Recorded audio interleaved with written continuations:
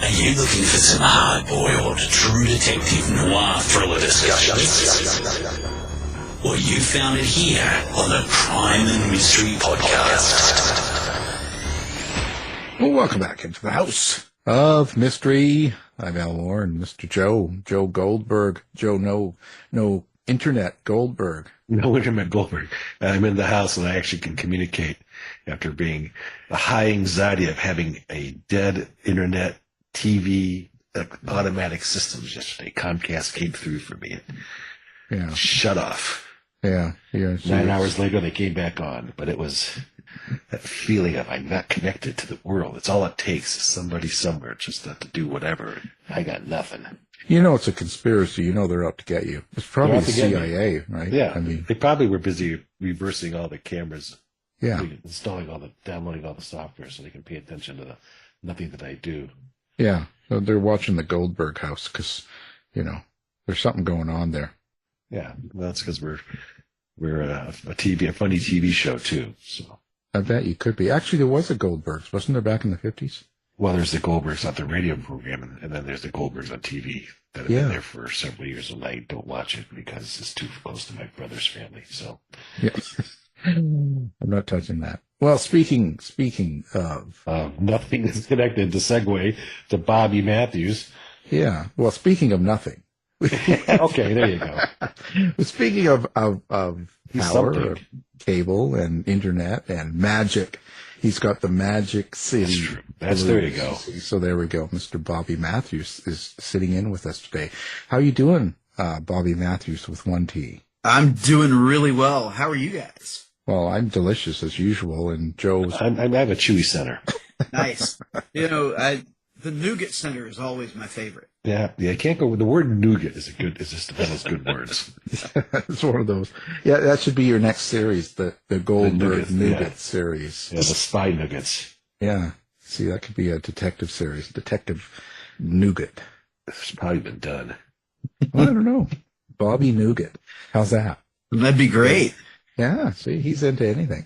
So listen, I saw you running around at Left Coast Crime and being a social butterfly. He was more standing around at Left Coast Crime.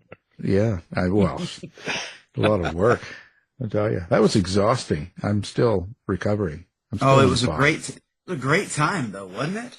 It is. You know what? You can't spend enough time with people. That's the problem. Absolutely true. I think that's one of the reasons I get the reputation as a social butterfly.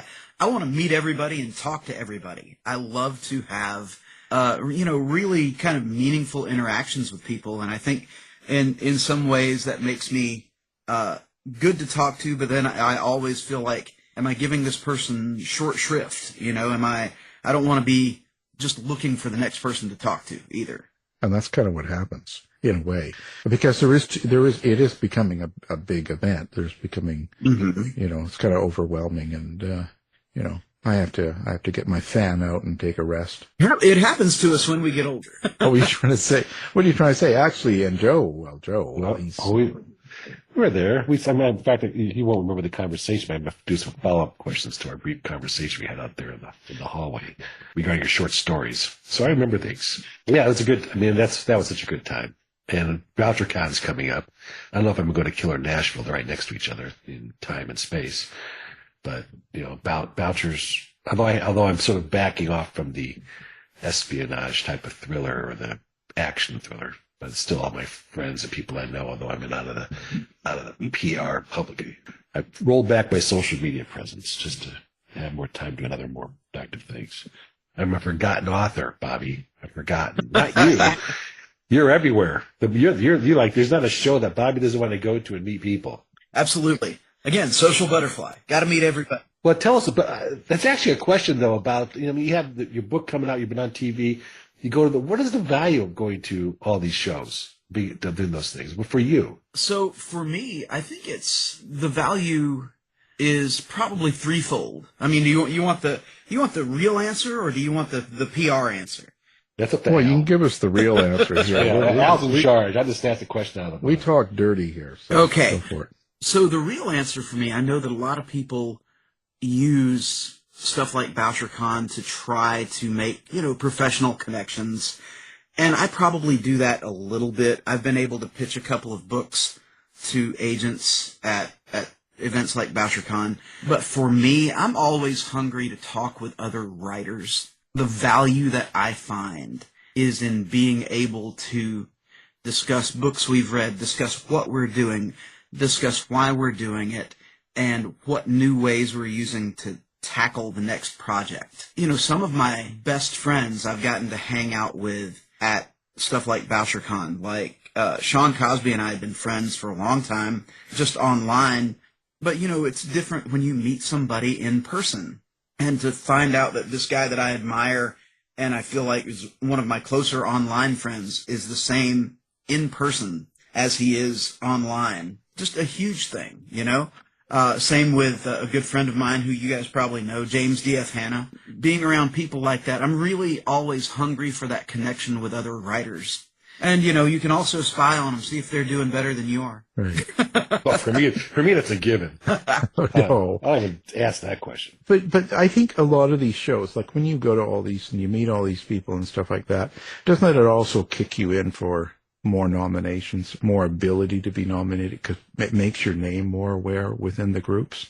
I think that's fair. I think that's fair. But I never expected to get a nomination this year for Magic City Blues. When I tell you, so Paul Garth, who is one of the editors for Rockin' a Hard Place magazine, and James D.F. Hanna and a couple other people were blowing my phone up when the nominations got announced. And I had no idea. I was like, what is going on? Why are you guys texting me? Because I was in the middle of my workday. And to find that out was mind-blowing. I'm still kind of going, are you guys sure? Should there be a recount here? Well, what's the process to get nominated? Did your agent or publisher, or you put it in? How do you get nominated? You know, I did a tweet. I did a tweet. I said, please, you know, hey, if you would like to, please vote for Magic City Blues as Best Paperback Original.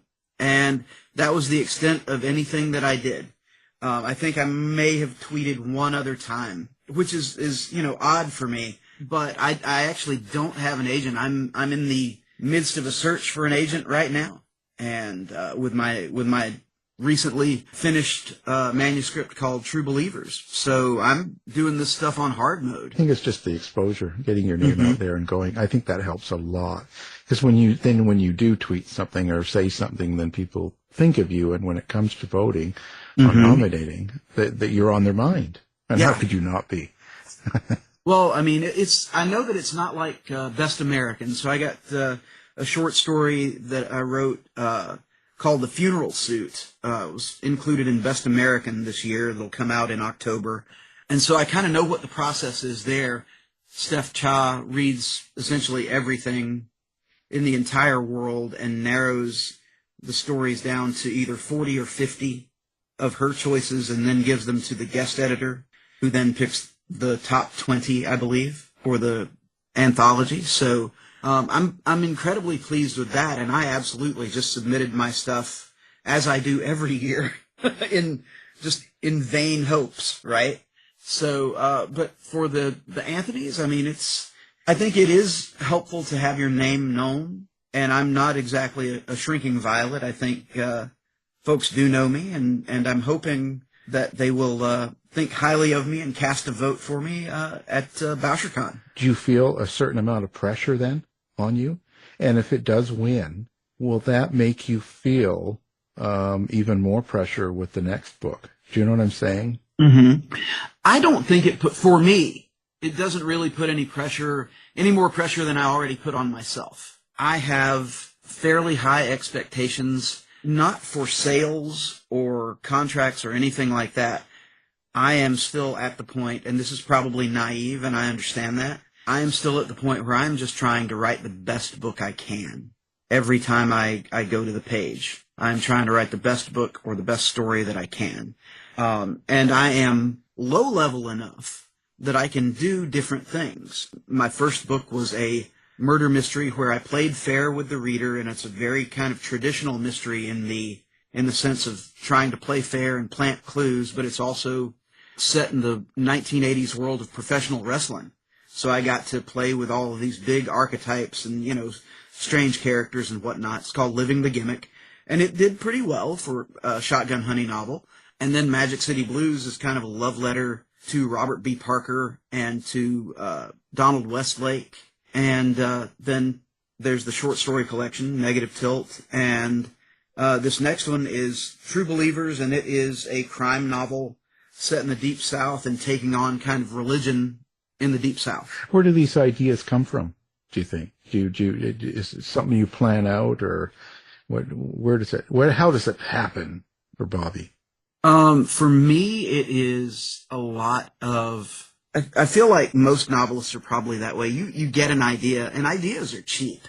I think, I probably have. So's Al.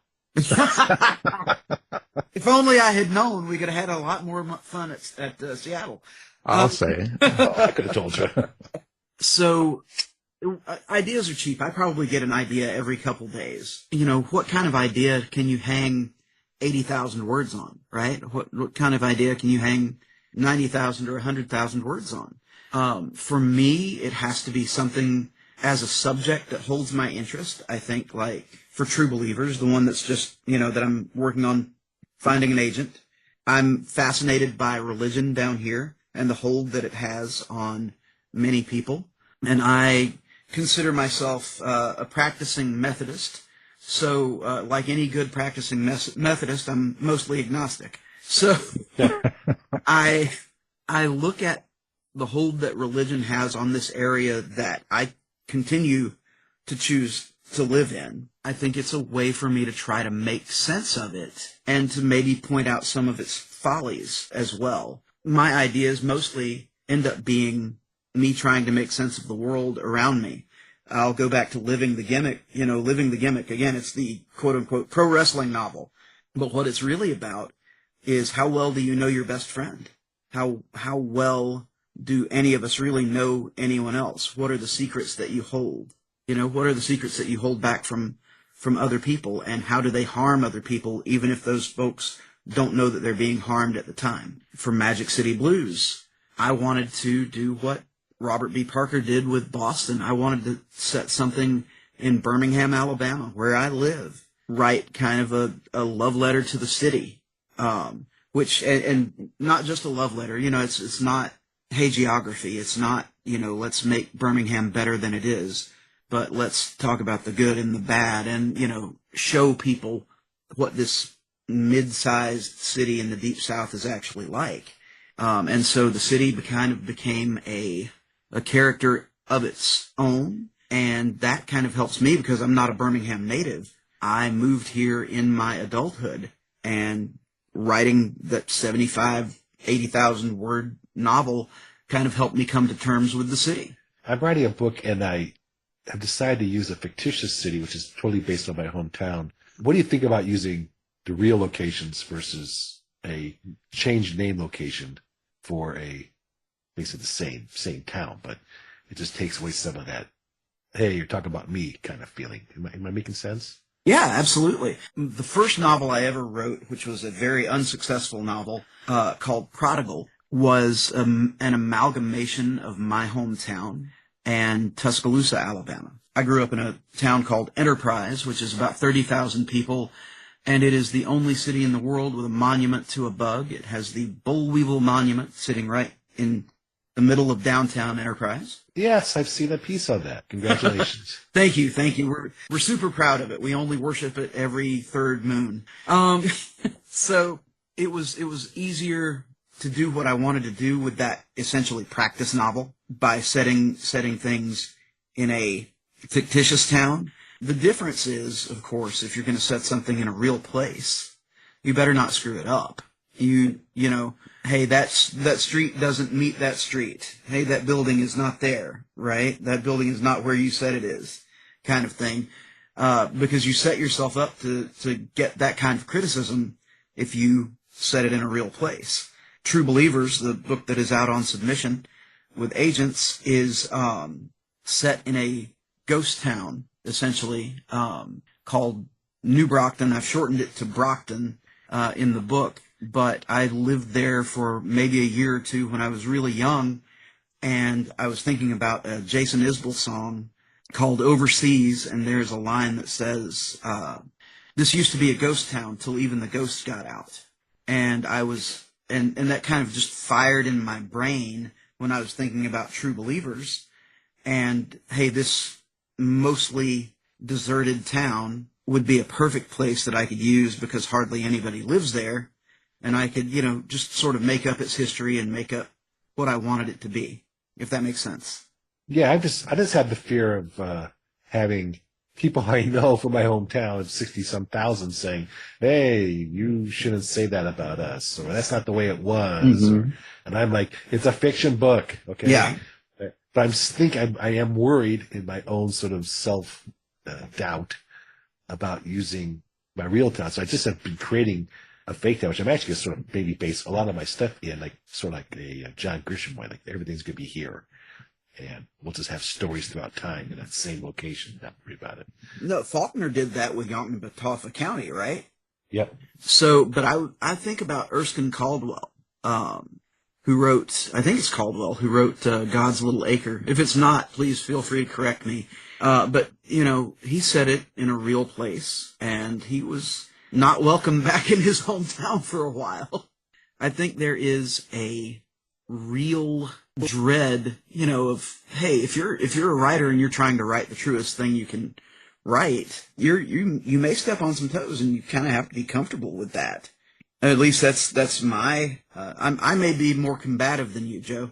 I don't. Well, I just don't want. Yeah, well, I'm sure you are. You're from Alabama, you guys. But no, I just don't. I rather people, if I write a good book, like I say, the best book I can, talking more about the best book as opposed to talking about anger, upset, that type of stuff. So I just find it easier, and I can be more free in my fictional mind, moving stuff around, like you say. Don't put those streets.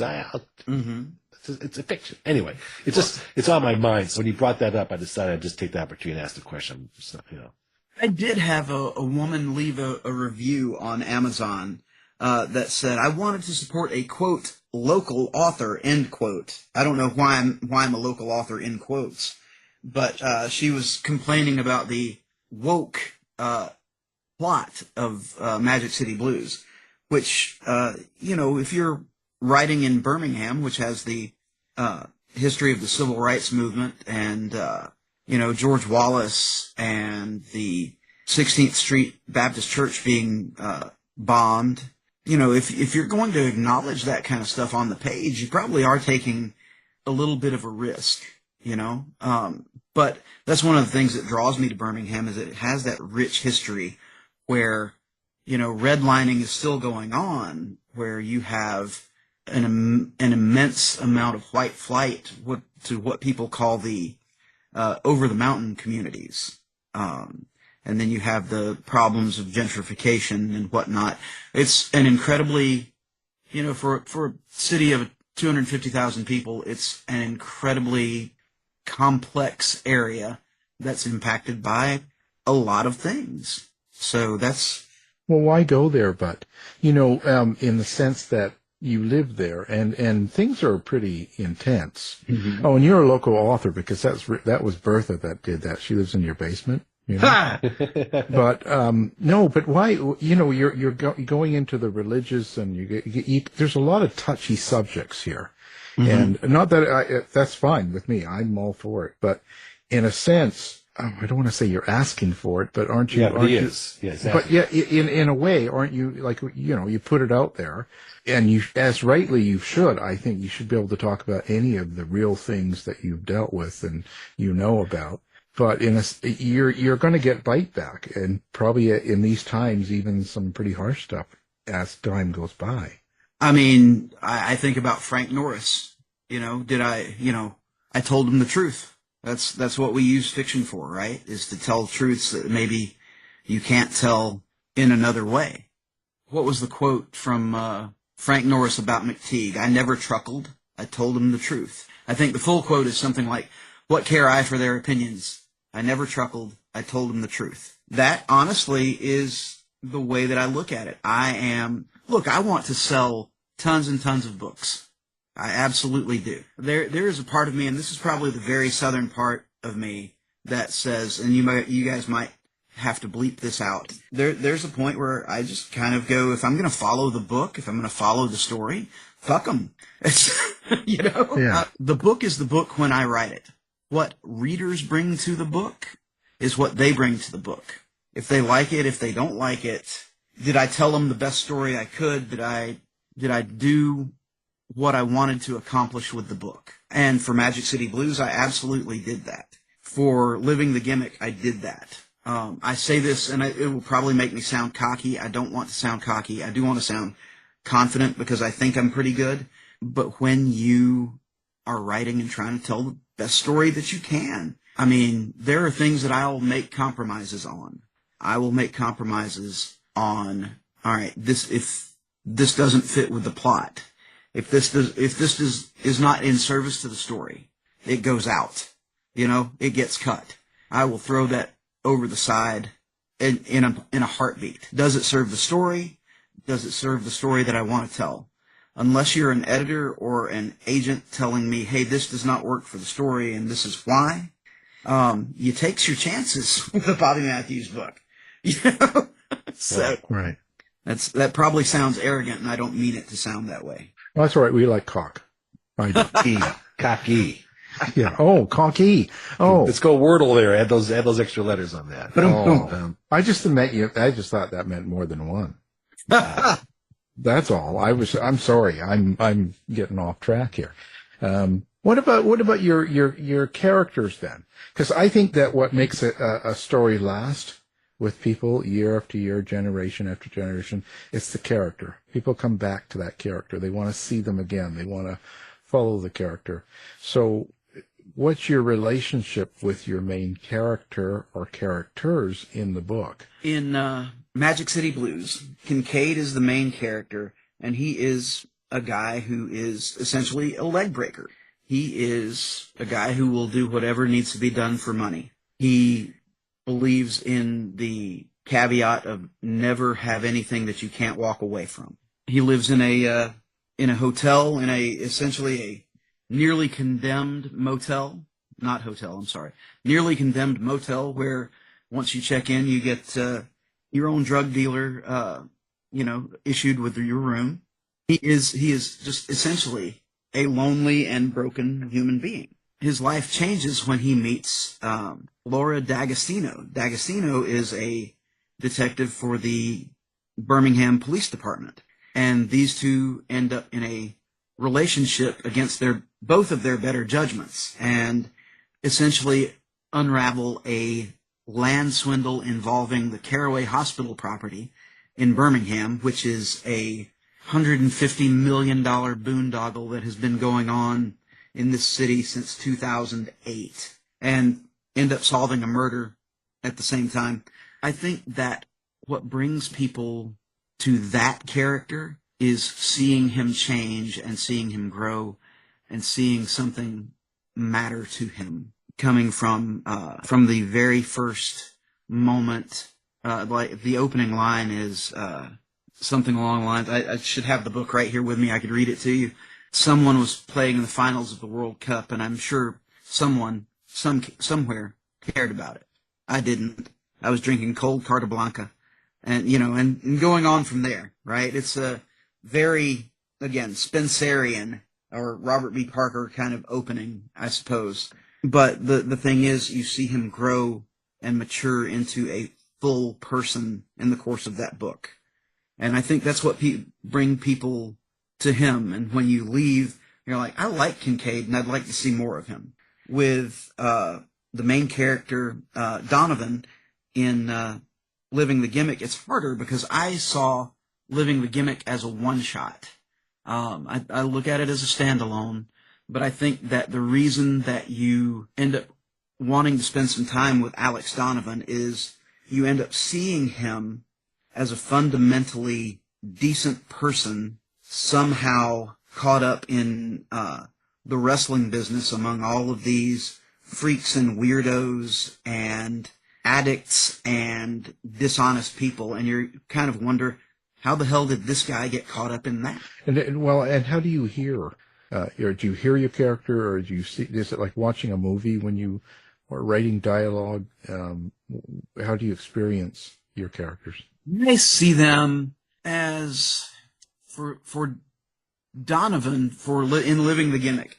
I specifically see him as a Southern guy who went on to be a small town Southern guy who went on to be a star unexpectedly.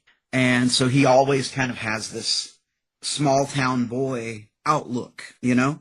He is the kind of guy that you would want to have a beer with. So do I picture him like with a Southern accent or with Southern sensibilities? Probably a little bit, but the accent may not be there because he's gone on out into the world and he has come back to his hometown. You know, I think that's one of the things that might be a theme for me in my work, is that you see these characters who are definitely Southern, but they have gone out into the world, seen more of the world maybe than somebody who's lived in their own hometown for the entirety of their lives, and they come back with a different perspective and different expectations for themselves, different expectations for the people around them. So I kind of, if you're familiar with pro wrestling at all, Donovan looks exactly like Arn Anderson. And if you want to Google that, it's kind of, you know, he's a hairy bear kind of looking dude. But it's like me. Yeah, basically, completely. For Kincaid, I look at Kincaid as sort of a Sam Elliott kind of character, kind of looking character, with the long hair tied back with a leather thong into a ponytail, but who dresses better, and who sadly does not have the ability to grow the Sam Elliott mustache. It's like Joe too. That's the only can't. I actually want to get another story from this morning. I'm going to ask a question on a word that you use. I want to segue. I'll say what I want to segue to. I want to segue to short stories because they have to do with themes. And you mentioned theme in your book, in this particular one. How important is the theme and the readers getting your point of view of the theme out of your stories? For me, I think theme is, in my best work, if I have best work, I think that theme is incredibly important, and it is something that I have to sit with for a long time to decide what I want to say. I feel like if I have done my work right, however, that theme may be a little bit hidden, and you won't necessarily catch it on first read through, but a couple hours later, you might think back to that story and go, oh, huh. And it's something that draws you back in and maybe makes you read it a second time. With Negative Tilt, which won the 2023 Derringer Award for Best Long Story. See how I slid that in there right there? Just well done. Thank you. Good marketing. So I'm a former journalist, and I have also been an investigator. Hey, hold the phone. No one's a former journalist. Once a journalist, always a journalist. You guys are like, you know, it's like you're never once a journalist. Like you're always in a reporting mode. Sorry, go ahead. No, it's okay. I'm in mass comm. I know you guys. Look, that is sadly true, but I make money a different way now, so I probably am always in reporter mode. But as someone who took a buyout and left the newspaper business once, then came back to it for another couple of years and decided I was nuts to do it again, Negative Tilt is about a guy who takes a buyout, gets a job after a year, after he has blown through all of his buyout money, takes a job as an investigator / repo agent, repossessing cars, boats, what have you. The underlying theme of that story is how our economy has changed the newspaper business, the newspaper / journalism business, how it's forcing out experienced reporters and editors, but also how it is making new journalists' lives kind of untenable as well. And I do that through the eyes of a guy who is going out and repoing vehicles because he ends up having to repossess the vehicle of his replacement, who was much younger than him and supposedly on the upward trajectory of her career. And then I think that in the story that it will be in BAMS this year, The Funeral Suit, I wanted to play with the concept of, like, the man who shot Liberty Valance. I wanted to play with that a little bit and how we make myths and we make legends about America, and specifically about the American West. I'm hoping that when people read those stories, they go, oh, all right, I see that this is an entertaining story on first read, and then, that story sat with me for a couple of hours or a couple of days. I want to go back and read that story again and see what I'm missing, or if I really read that right. Well, I appreciate that. That helps me taking notes here. I want to segue as part of that, because you mentioned the long story. People know I only ask questions to help me. I'm really working on some short stories now. You're a short story master, so I mean, there isn't a question about the short story game that I'm not interested in, maybe other people are, on how do you develop your short stories? Are they short? Are they long? Do you send them out to magazines? What is your mindset behind writing short stories versus the novels versus maybe the long form story, and getting whatever you're trying to say into those things and getting them and publishing them? All that stuff I'm interested in. I'm going to hit you offline on this. Okay. But that's the questions I got to ask. Is that okay, Al? This is all about me. Yeah, it's all about you. It always has been. On the Goldberg, it's all about me. Yeah. So for me, short stories are, as you know, they're another animal. They are. Yep. They're another animal, and you can do a lot more. Like, a lot of times for me, when I'm working on the short story, the way that I approach that is almost like a bit of reportage. I once had a journalism professor who told me that a good story is like a good skirt. And this is a scandalous quote for today's world, but I will say this.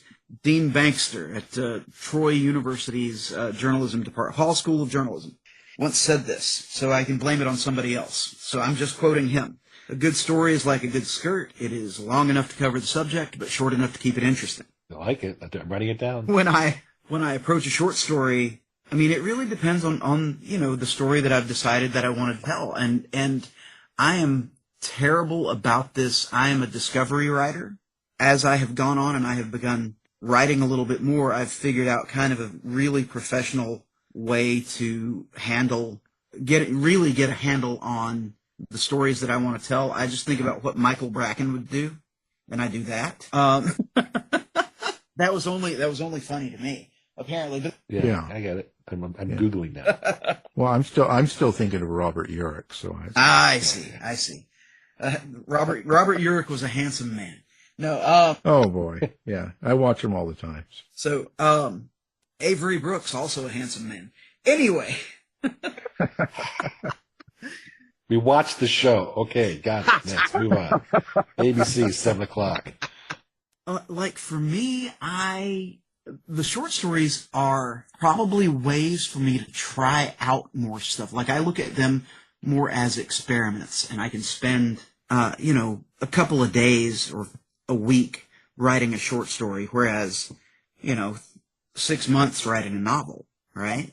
So if there are things that I want to say, things that I am working on, in the new collection, Negative Tilt, available from Shotgun Honey Books. You can buy it anywhere. Shameless plug. Absolutely shameless plug. I have a story in there that is currently my favorite story. And it is, I don't know if you guys know this about me or not, but my family went through like an insane year and a half where my mom passed, her only living sibling passed, my brother passed, my dad passed, and my sister-in-law passed, all in the space of 15, 16 months. It was insane. My dad and I are really close, but we're very different people. He wanted me to have his guns when he passed. And so I ended up writing a story called My Father's Guns. And the story was, at the time I wrote it, about the dread that I felt if my father passed, the dread that I would feel having to deal with my brother, who could be a little difficult. So the story is about this sense of dread that I feel and this, familial relationship. So in some ways it was therapy, working it out. but I also wanted to work it out where it would actually be affecting to other people as well. And it's the story of, how do you react and how do you move on as a person from a moment of crisis? And I think that I hit the nail pretty squarely on the head on that one.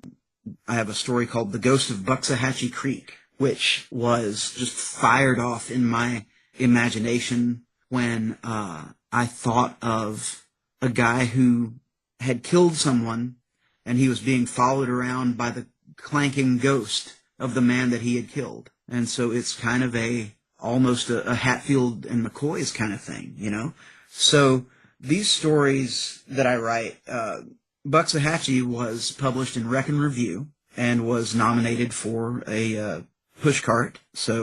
But that and $6 will get you a cup of coffee. I mean, I'm proud of the nomination. I'm proud that the editor there thought enough of the story to nominate it. Absolutely. But you know as well as I do how that works. I was not going to have any shot at all at it, and that's fine. I'm just, I'll take the fact that the editor believed in the story. So I end up using the submission grinder, not grinder, which Alan might be interested in. I know, that just perked me up. The different grinder, and if you make that mistake once, you'll never make it again, or you'll make it a lot, depending on who said it's a mistake. I've been nominated for 3 books from my grinder. So short stories. So I use the submission grinder and I use Submittable to find stuff to submit to. I also rely on Twitter a lot. You'll find or the former Twitter, I guess we can call it, to find open calls and to find stuff that I might be interested in submitting to. I've gotten to the point, and this is really cool. I've gotten a couple of editors. You probably know Colin Conway, who is a tremendous editor, does anthologies set in Spokane, and he invited me to do a story in an upcoming anthology, and it's really neat to be thought of and start getting invites to be a part of anthologies. Yeah, I mean it's really neat. That's really what I do. And when I'm writing short stories, I rarely think of the length of the story unless it's in a call and I'm specific, like trying to hit a specific story length for that. I will say I have found the shorter the better. I wrote a story called Room for an Hour about the disintegration of a relationship, and it was a 1,500-word short story. So at the time that I wrote it 23 years ago now, it was too short for basically anywhere, and I ended up trunking it. And when I started writing and submitting again, I took it out and I rewrote it as a flash piece and cut it down to 999 words and ended up selling it within 6 weeks after I had trimmed it down. So sometimes the story's good. Sometimes it's just not the time for the story. That helps. Thank you. Well, and so with your short stories, what is your method of being able to get the reader to understand about whoever you're writing about, the characters? You have such a short time to get them to understand. Do you know what I'm saying? Like in a full book, I can go through details and talk about their childhood and parents. You can kind of go through a lot of stuff. But in a short story, you can't do that. But you've got to get them to know key points about that character. Otherwise, it doesn't mean as much, The thing that I will tell you is on a short story, for me, a lot of it is about the opening. And it is, you're using concentrated language. You're using almost verbal shorthand for certain things. I am going to read to you the opening lines. The Ghost of Buxahatchee Creek. Caleb White has been dragging around behind me ever since I chained his body to an anvil and dropped the whole mess into the deep water near the base of the railroad trestle that spans Buxahatchee Creek. Like with that first line, right? This guy's having some kind of experience, extra sensory or some weird, either it's real or it's guilt following him around. And you also know that he's the murderer. The rest, the other 4,800 words in the story is why and what happens next. So stuff like that is kind of what I like to do. I like to give, for me, I like to try to use place also. There's a story in here called Love Seat, and like stories for me is all about the openings, right? The story Love Seat. Houston is made up of concentric rings, suburbs and exurbs surrounding the compacted central hell of the city. My motel was somewhere in the middle of this vast inferno, 2.5 million people living around, underneath, and on top of one another, a sexless orgy of humanity. So that gives you the sense of place, that gives you the sense of alienation, so you already know with that character that it is going to be a guy who is not in his home territory, lonely, in a situation that maybe he has no idea of what to expect next. So that's kind of what I try to do with the story, is I try to concentrate that stuff down, distill it, I guess, if you will, like a good bourbon. Story of my life.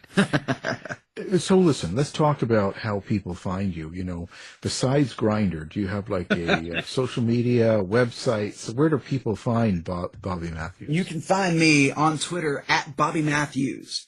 You can find me on the web at bamawriter.com, B-A-M-A writer. You can find me on Facebook at Bob the Writer. I'm really terrible at picking one actual thing. You can find me on Instagram at the Bama Writer. I'm available on all of those places, and also available for birthday parties and smokers as well. Well, of course, we'll put that up on the website so people can find it easily. We've had Bobby Mathews, so thank you very much. Hey, I appreciate you guys having me on. Thanks so much. This has been a production of the House of Mystery Radio Show. To find out more about our show, guests, or hosts, go to our website at houseofmysteryradio.com.